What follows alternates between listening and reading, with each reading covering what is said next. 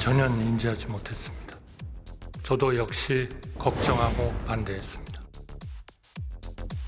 계엄 선포를 사전에 몰랐고 안 다음에는 반대했다고 주장했던 한덕수 권한대행. 그런데 민주당이 요구했던 내란 특검법 공포를 거부하면서 야권에선 도대체 속내가 뭔가라는 반응이 나오고 있습니다. 내란 속에 윤석열을 지키기 위해 헌법까지 어기는 게 한덕수 권한대행의 선택입니까? 자, 비상계엄 선포 4시간쯤 뒤인 12월 4일 새벽으로 돌아가 보겠습니다. 계엄 해제 요구 결의안 가결 후 한덕수 총리 상당히 여유롭습니다. 이렇게 미소를 띄우고 기자와 인사를 나누기도 하는데요. 이날의 미세한 표정까지 찾아보는 이유는 한 권한대행이 당초 예상보다 내란에 깊숙이 연루된 것 아니냐는 의심을 받고 있기 때문입니다.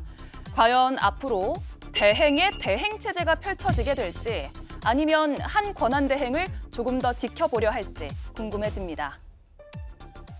네, 제가 가장 궁금한 걸 바로 질문을 좀 드릴게요. 한덕수 권한대행이 지금 내란 혐의의 피의자로 돼 있잖아요. 어찌됐든 수사도 한 차례 받았고요. 그래서 내란 특검 법안에 대한 거부권을 행사하면 뭐 이걸 권한대행이 할 수 있다 없다를 넘어서 이해 충돌로 비치지 않을까요?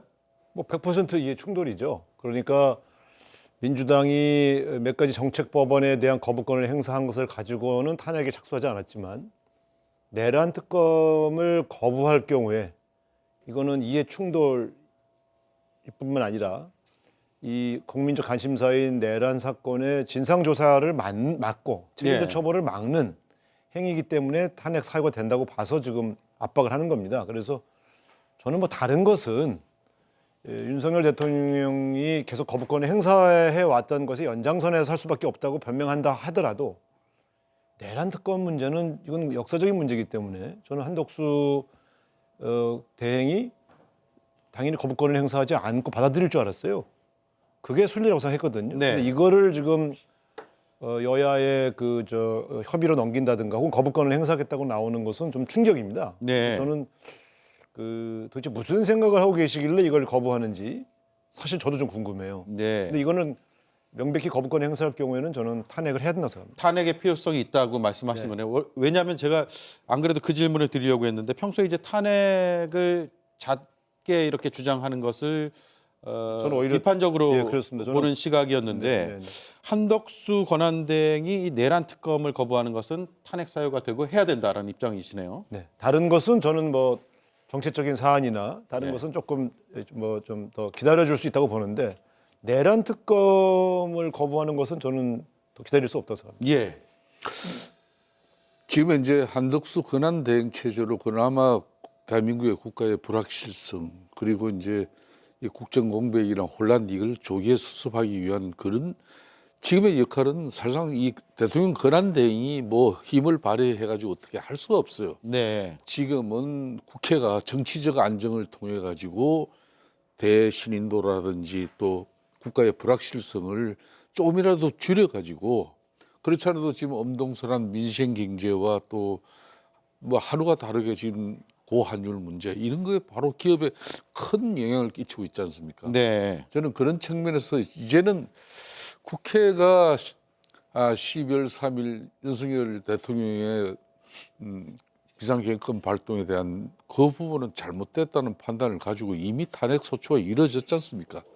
지금부터의 시간은 헌재의 시간이거든요. 그러니까 이 헌재에 굳이 정치적 논리가 들어갈 필요가 없다는 거고 그런 측면에서 지금 현재 민주당이 절대 입법 권력 거대 제1야당으로서 그러니까 이제 이 지금 내란 특검법하고 김건희 특검법하고 그다음에 이제 헌재 재판관 국회 추천목 지금 임명해달라 이 세 가지 아닙니까? 이 세 가지는 다 정치권에서 국회에서 한덕수도 지금 대통령 권한대행 아무 힘없는 사람한테 정치적 압박만 해가지고 되는 일은 아니거든요. 그렇기 때문에 정치적으로 이 문제는 풀어야 되는데 저는 그런 겁니다. 가령 지금 우상호 대표도 상당히 그래도 야권에서는 합리성과 또 상당히 의회주의자고 대의민주주의에 상당히 소중함을 늘 뭐 실천한 사람이었는데 지금 이 마당에 이미 검찰, 경찰, 공수처 경쟁적으로 지금 윤석열 내란 혐의에 대해서 강도 높은 수사를 하고 있는 마당인데 지금 이걸 특검을 가지고 저도 특검법을 성안해서 특검을 만들어 본 장본인입니다. 예. 특검은 한번 만들면 법안 성안해야죠.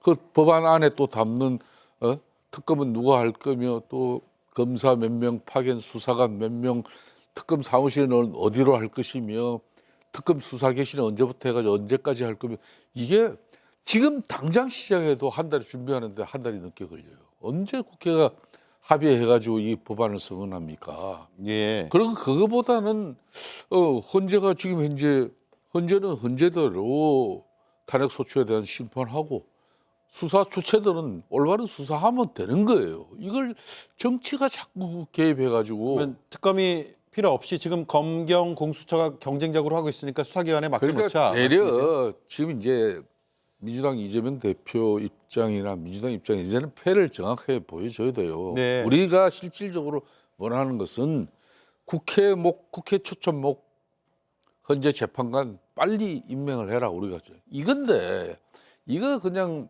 한덕수 총리 답변 뭐 어떤 형태로도 들으면 이거 이제 이렇게 뭐 총리 탄핵하니 뭐 이런 이야기 할 필요 없는 거 아니겠습니까? 예. 아 그러면 특검과 헌법재판관 임명은 하나는 양보하고 하나는 받아들이는 이런 식의 카드로 써야 된다는 말씀이세요?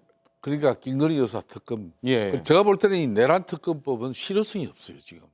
실효성이 없다고요? 그렇잖아요. 굳이 하나는 있어요. 지금 현재 검찰, 공수처, 경찰, 국수본 이 세 개의 수사기관이 경쟁적으로 하기 때문에 수사의 비효율성이나 그러다 보면 또 실수하고 놓치는 그런 수사 내용이 있다면 이거는 이제 수사를 하나 집중시켜야 된다. 그렇지 않아서 특검해야 된다. 예. 그런 말이 돼요. 아니 이제 그것도 있고 지금 검찰이 국수본을 압수수색했잖아요. 예. 그러면 경찰도 뭔가 관련돼 있다 이런 게 있는 거죠. 그러면 경찰이 관련되어 있다고 하는 것은 어디서 수사하느냐? 또 검찰도 관련돼 있다는 설이 있었어요. 일부 사실로 확인되진 않았지만 그러니까 사실은 이 정도 내란 사건에 검찰도 일부 관련되어 있고 경찰도 관련되어 있다고 한다면 어디서 수사합니까? 공수처는 인력이 부족하고 결국 윤석열 대통령이 이 수사기관들의 혼선을 지적하면서 수사에 응하지 않고 있는 빌미도 되고 있어요. 예. 그런 측면에서 시간의 문제가 아니라 결과적으로는 종합적인 수사의 완성은 특검에서 할 수밖에 없다. 나중에 제가 볼 땐 그래서 이 특검 문제는 대통령 탄핵과는 별도의 문제입니다. 대통령 탄핵은 헌법재판소에서 하면 되고 이 수사, 내란과 관련하여 관련된 사람들을 처벌할 때 이 처벌을 어디서 집중적으로 할 거냐 할 때 결과적으로는 이 혼선도 막고 검찰, 경찰도 연루되어 있다고는 의심이 있는 상황에서 특검 말고 어디가 공정하게 수사할 수 있겠냐는 측면에서 내란 특검은 이건 정략적인 게 아니에요. 수사하라는 건데 수사가 뭐 수사를 어디서 하는 것이 특별히 무슨 정략과 무슨 상관이 있습니까? 제대로 진상규명이 될 수 있도록 네. 그렇게 만들어줄 필요가 있다 이렇게 생각이 들고요. 앞으로도 계속 검찰하고 경찰하고 공수처가 주도권 싸움하면 진상이 제대로 밝혀지겠어요? 그런 측면에서는 시간을 얼마가 걸리든 특검으로 하는 데 수밖에 없다. 저는 그렇게 봅니다. 예. 검찰, 경찰 그 어디도 지금 이 계엄 사태로 인한 여러 의혹에서 완전히 자유로울 수는 없다. 그리고 공수처는 인력이 부족하다. 그리고 결과적으로는 기소하는 것은 또 검찰이잖아요. 그러니까 이런 것들을 봤을 때는 믿을 수 있는 특검으로 가야 된다. 이 말씀이고 그래서 그걸 받아들이지 않으면 탄핵해야 된다라는 입장까지도 예, 그렇습니다. 제가 한 말씀만 좀 더 붙이면은 이 특검은요. 그러니까 이제 정치적 혼란, 충돌이 빚어지고 예. 그렇게 해서 이제 이게 신속한 수사가 이루어지지 않을 때 그리고 이제 경찰이라든지 검찰이 수사를 하긴 하는데 네. 이걸 기피하고 은폐하고 뭔가 숨기고 있을 때 제대로 된 수사를 하지 않을 때 추상 같은 수사를 통해야 된다. 정말 엄정한 그게 특검이에요. 근데 이게 지금 현재 특검의 가장 중요한 성은 신속한 수사인데 이걸 이미 뭐 검찰, 경찰, 공수처 하고 있는 거 특검 출범시켜가지고 야 그거 다 가져와. 그래서 다시 특검이 그 수사 자료 다 봐야 되고 예. 그렇게 해가지고 이게 분명히 시간 지연될 겁니다. 저 정치 경험으로는. 오히려 지연이 될 것이다. 예, 그렇기 때문에 대려 이제 민주당 입장에서 지금 현재 헌재 재판관 국회목 임명이라든지 김건희 4차 특검법에 대해서 이거 이제 이렇게 해야 그건 난 그거 가지고 국민의힘이 정치적 이런 협상을 소홀히 하고 또 제대로 응하지 않는다면 이건 저는 납득할 수 없다. 더군다나 이 특검은 결과적으로 국회를 통과했거든요. 근데 국회를 통과했는데 여야가 같이 상의하라고 하면 여야가 합의를 보기 어렵기 때문에 단독 처리한 거예요. 그 뻔히 알면서 다시 국회로 넘기는 건 하지 않겠다는 소리로 보이는 것이죠. 예. 그리고 그 문제에 대해서 그러면 권성동 원내대표나 권영세 비대위원장이 긍정적인 의사표시를 하고 있다 그러면 다시 합의를 해볼 수 있는데 그 두 사람이 이 특검에 대해서 매우 부정적이에요. 그거 알면서 국회에서 의논하라고 보내는 거는 하지 말자는 소리잖아요. 그러니까 이거는 제가 볼 때 정치 우리가 1년을 했습니까? 그러니까 내란 특검을 통해서 시간이 좀 늦어지는 거에 대해 걱정하신다면 그건 저희가 감수할게요. 진상을 제대로 밝히는 게 중요하지 조금 늦어지면 어떻습니까? 늦어지지 않아요. 왜냐하면 기존에 수사하던 인력을 그대로 승계하면 돼요. 그렇기 때문에 저는 뭐 옛날에 들컹특검도 해보셨고 저는 박근혜 최순실 특검을 해봤지 않습니까? 그때는 대통령이 탄핵되지 아니하고 현직에 있는데도 특검을 받았어요. 그렇지 않습니까? 박근혜 대통령 때는. 네. 11월에 했단 말이에요. 권한대행이 왜 안 받아요? 대통령도 받았던 특검을 과거에. 그러니까 저는 이게 도저히 나는 납득이 안 가기 때문에 네. 윤석열 대통령이 탄핵을 가지고 싸워보겠다. 또 법정에 가서 자기가 내란죄가 아니라고 입증하겠다. 그거는 피의자로서 또 권리자로서 권리 행사하시라고요.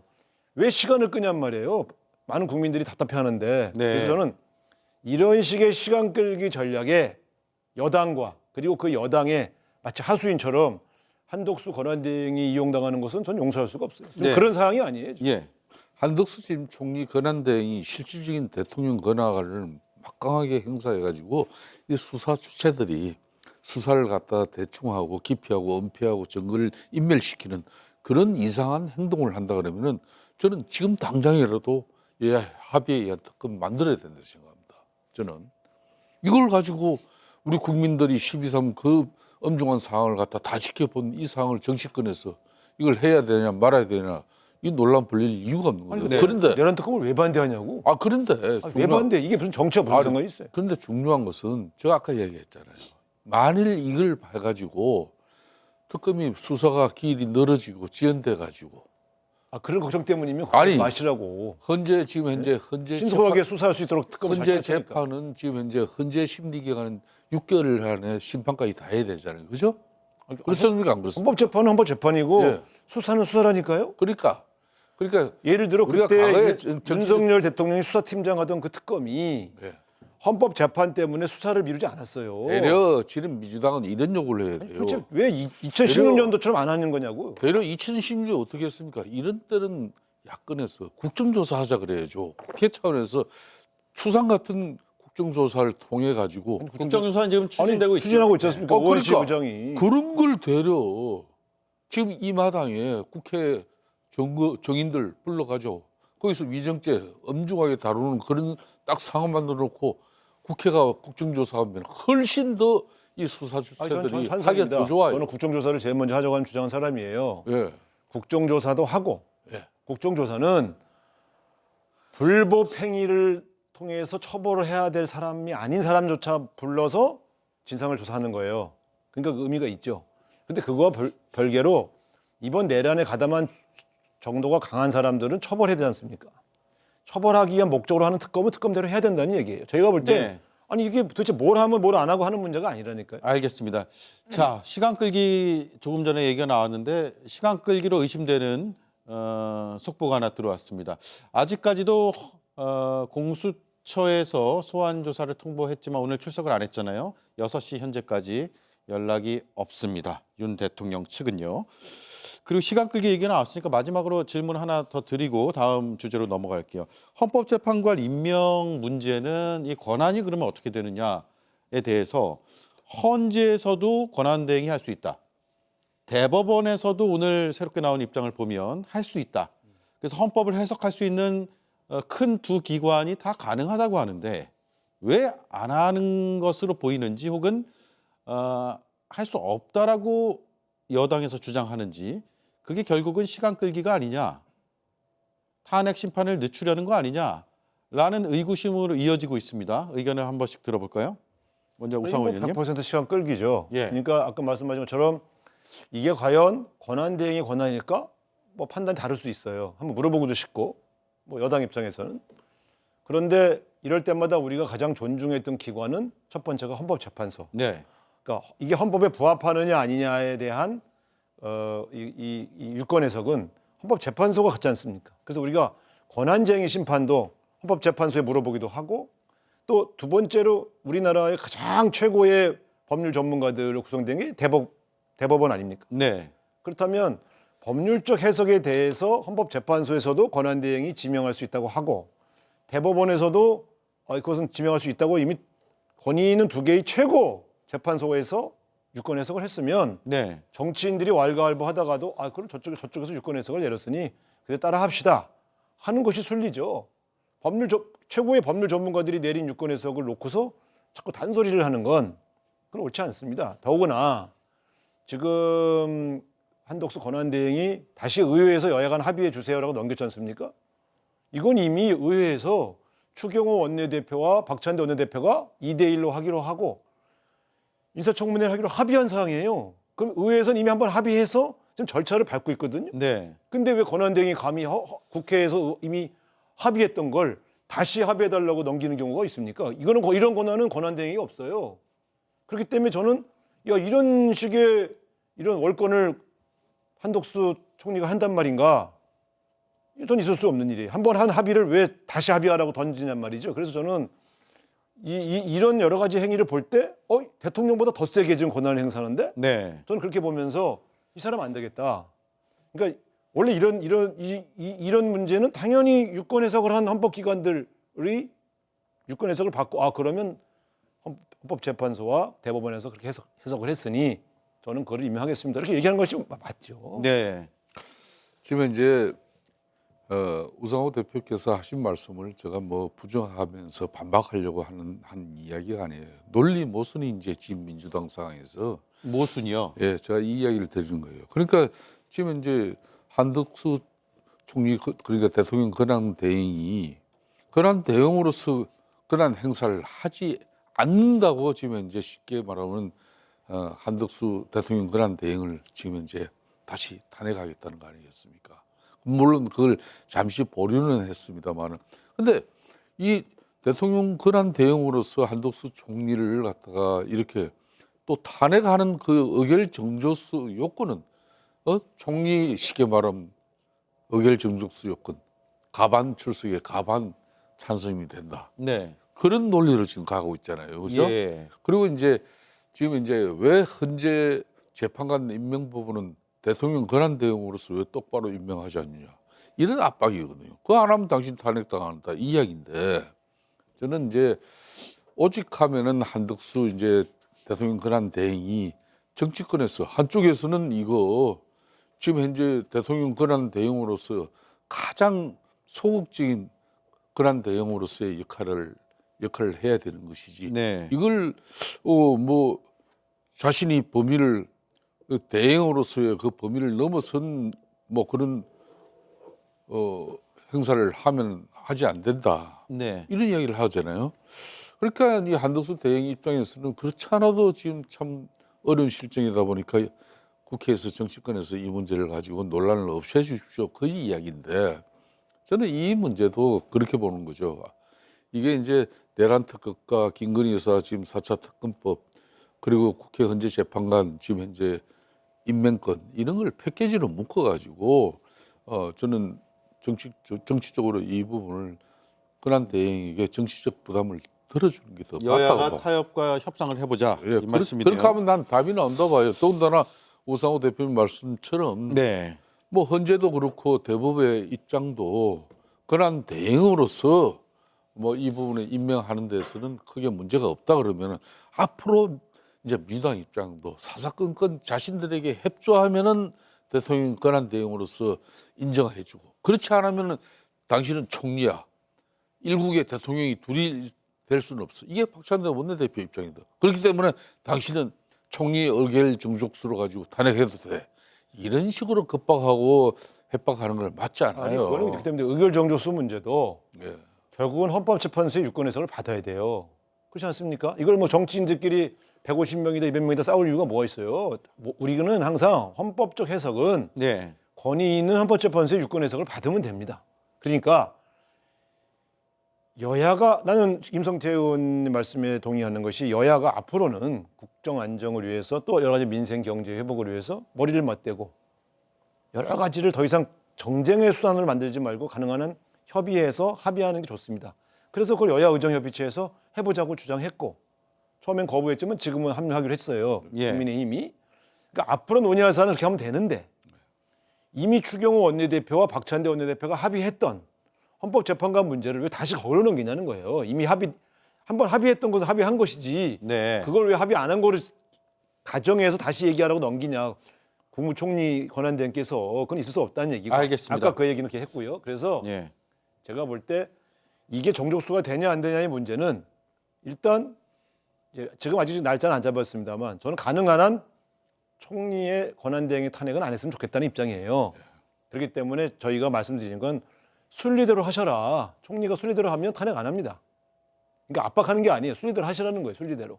내란 특검이 무슨 여야 정쟁의 대상이 되며 이미 합의한 헌법재판관을 채우는 것이 왜 여야 정쟁의 대상이 되는지 저는 솔직히 이해를 못하겠어요. 그런 측면에서 그러니까 오 대표님 이렇게 자, 제 말씀은 네.